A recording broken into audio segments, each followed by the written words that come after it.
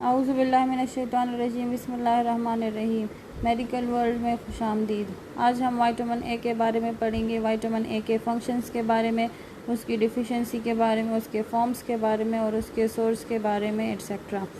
Vitamin A सबसे पहले कि इसकी फॉर्म्स कौन कौन सी है, तो विटामिन ए जो है वो 4 फॉर्म्स में पाया जाता है। एक रेटिनॉल है, एक रेटिनॉल है, एक रेटिनोइक एसिड है और चौथा बीटा कैरोटीन है।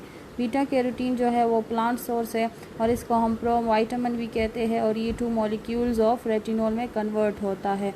रेटिनॉल क्या है? ये अल्कोहलिक फॉर्म ऑफ विटामिन ए है क्योंकि इसमें OH ग्रुप प्रेजेंट होता है जिसको हम हाइड्रोक्सिल ग्रुप कहते हैं। अगर हम इसका केमिकल फार्मूला देखें तो इसके आखिर में हमें OH ग्रुप नज़र आएगा। ठीक है, एक हमारे पास रेटिनॉल है। रेटिनॉल इसको हम अल्डिहाइडिक फॉर्म ऑफ विटामिन ए भी कहते हैं और इसके अलावा ये पॉलीसैचुरेटेड क्रोमोफोर यानी कलर विटामिन ए जो कलर देता है वो इसी वजह से होता है। और इसके आखिर में कार्बोनिल ग्रुप होता है C+OH जिसको हम कार्बोनिल ग्रुप कहते हैं।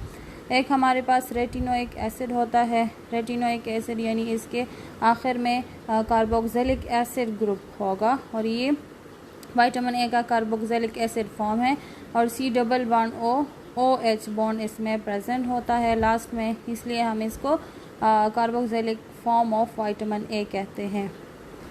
आपने ये बात हमेशा याद रखनी है, ये एक इम्पॉर्टेंट बात है कि रेटिनॉल और रेटिनॉल, जब हम रेटिनॉल के ऑक्सीडेशन करते हैं तो इससे अल्डिहाइडिक फॉर्म बन सकता है और इससे दोबारा रेटिनॉल बन सकता है, लेकिन रेटिनॉल और रेटिनोइक एसिड ये इरिवर्सिबल है।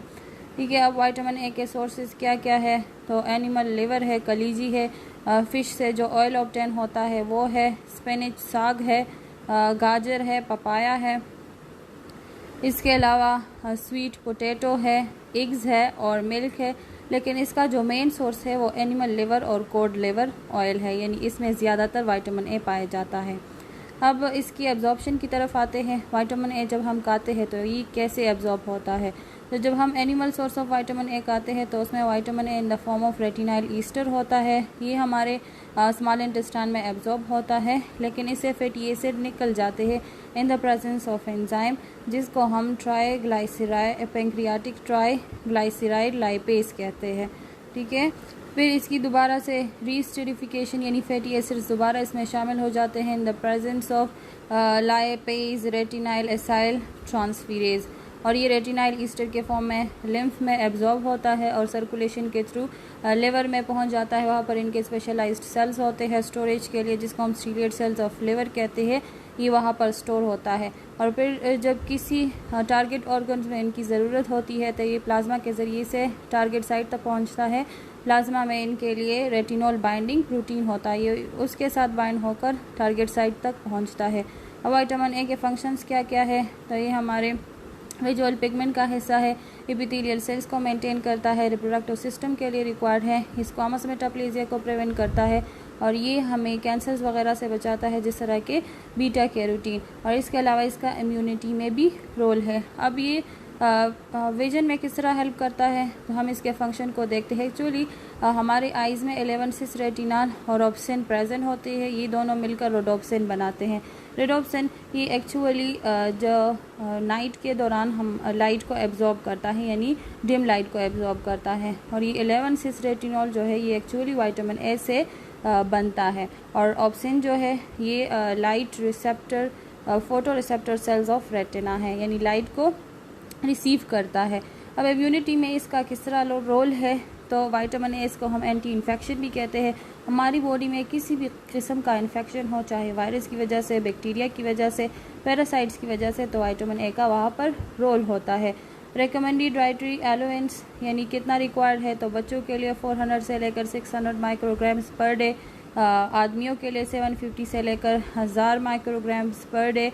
इसके अलावा वोमेन में एक रेंज है, डिपेंड करता है। ठीक है, अगर एडल्ट वोमेन है तो 750 माइक्रोग्राम्स पर डे, अगर वो प्रेग्नेंट है तो 1000 माइक्रोग्राम्स पर डे, और अगर वो लैक्टेटिंग वोमेन है तो 12,000 माइक्रोग्राम्स पर डे उनको लेना चाहिए।